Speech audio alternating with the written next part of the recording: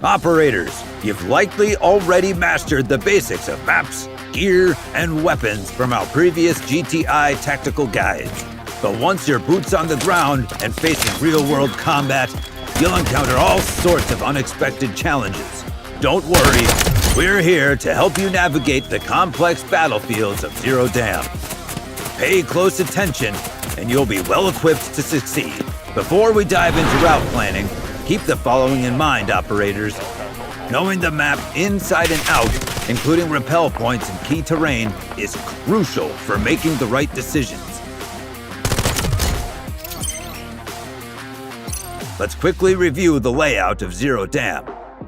It's essentially divided into three main sections: the west, the east, and the north.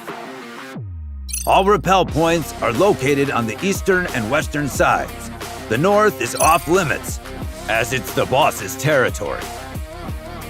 We've got 14 rappel points scattered across the map. Your squad will be randomly deployed to either the east or the west side. And there's a fixed extraction point on each side. If you land on the west side, the extraction point will be on the east. Likewise, if you land on the east side, the extraction point will be on the west. There are also a few easy-to-use extraction points on the map, but you'll need to meet certain conditions to access them. The one in the northern tunnel of barracks, for example, requires you to sacrifice your backpack.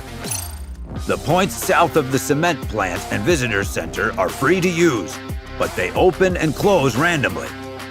To check their status, you can either scout them in person or send a recon operator to gather intel on specific spots on the map. The extraction point south of the central mountain is locked and requires a certain amount of technique alloy to unlock. The extraction point at the industrial elevator in the north requires you to pull a lever to activate it. Once activated, you'll need to wait a short time before you can extract. There are only 2 lever points on the map, one in a room on the second floor of the west wing in the administrative area, and the other in a room at the top right corner of the major substation. Pulling either lever will open the extraction point. However, the extraction point can only be used twice. There's also a weight-restricted extraction point at the peak of the northeast mountain. You'll need to lighten your load to meet the weight limit. If you arrive there packed with loot, you'll have to make some tough choices. Now that you've got the basics of deploying and extracting, it's time to put all the pieces together and start crafting your strategy. A good plan should connect key resource areas between arrival and extraction points, maximizing efficiency and safety. If you're new to the resource areas, don't worry, we've covered resource point locations in previous guides. After landing, secure the nearest resource point and establish a strong position. If you land on the west side, prioritize the cement plant and barracks. If you land on the east side, prioritize the visitor center and major substation. If you land near the north, secure the administrative center and defend against attacks from other operators from the east or west. But be warned, tactical planning for different landing zones should also take into account the specific terrain you're likely to encounter.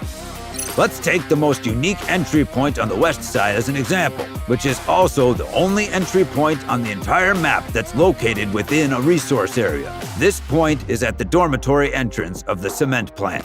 If you land here, you can quickly reach the main cement plant building, where there are plenty of looting spots, flight cases, and weapon crates. Once you've looted the main area, you can start searching for scattered loot around the vicinity.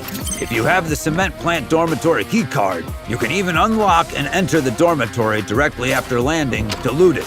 You might come across high-reward tasks at the cement plant. If you can ensure there are no other squads nearby, you can complete the contract and earn technique alloy. Aside from simply extracting with this currency, you can also use it in critical situations to pay for and open a special extraction point. Apart from this unique landing zone, those landing at the pipe construction site, the Western Highway exit, and the construction site can also choose to search the cement plant.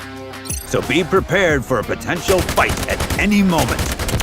Once you've finished looting the cement plant, you can choose to head north towards the administrative area. Near the cement plant area, there's a smaller resource spot, barracks. Those who start in the pipeline area will be closest to the spot. You can prioritize taking down the hacker computer on the second floor of the temporary command center. There are also some supplies scattered throughout the barracks camp and other areas. After quickly looting, you can choose to scout the east gate of the barracks and ambush other operators coming from the cement plant. Or you can choose to go directly to the administrative area. But be careful, operators who start at the barracks underground passage or the roadside spawn point are close to the west side of the administrative area, but they might also choose to search the barracks first. Don't let your guard down. Of course, if you happen to land at one of these 2 points and have decent gear, we suggest you prioritize attacking the administrative area. Enter from the west gate of the administrative center or the side elevator and quickly secure the important loot spots on the first and second floors. However, there's a chance that the boss will spawn in the administrative area, so tread carefully. While searching, you can assign a squad member to go to the connector between the east and west wings. Listen carefully and observe the movements of other squads, both inside the administrative area and in the east wing, to prevent being ambushed. Next, let's take a look at the options available to operators who land on the east side. The east side is relatively further away from resource areas, but the chances of immediately encountering other squads after landing are also relatively lower. First, if you land at the maintenance station entrance, the major substation, or the T-junction, you can prioritize entering the east wing of the administrative area. When passing through the parking lot, you can quickly search the flight cases and large weapon crates, as these are 2 high-value loot containers. Then head towards the east wing, enter the building, and quickly secure the office on the second floor. Then, using cover, watch for operators from the west wing and cover your squad mates while they loot other areas. Besides the administrative area, the substation is also a good spot. Operators who begin at the field camp will be closest to it. The substation is divided into 2 sections based on function: the major substation and the power backup center. Operators who land at the maintenance station entrance or the T-junction of the major substation are more likely to go to the west side of the visitor center in the administrative area first. Operators who begin at the highway will prioritize looting the visitor center, leaving the substation without competition. But don't let your guard down. It's not impossible for multiple squads from these landing points to meet at the major substation. If you land here, we suggest you go to the power backup center first. Grab the flight case, computer case, and small safe box. Then gather information about the surroundings before moving on to the major substation. If you happen to have an engineer in your squad, you can cut through the wire fence and be the first to grab the loot in the main building. Due to the unique terrain, operators who begin near the east and south gates of the highway will usually move to the visitor center to search for loot. However, as there are multiple starting points in this area, it's necessary to scout the surrounding area first before focusing on loot. The most unique starting point on the east side is the mountainside repair station. Operators who land here cannot immediately reach any areas rich in resources. Instead, they should carefully review the map and wait for the right opportunity to strike. It's recommended to use the zip line to reach the second floor platform to observe and seize any opportunity to attack other squads in the administrative area. Alternatively, they could simply use the zip line from the mountaintop to the parking lot and sneak up while other squads are fighting. Let others fight it out, then seize your moment.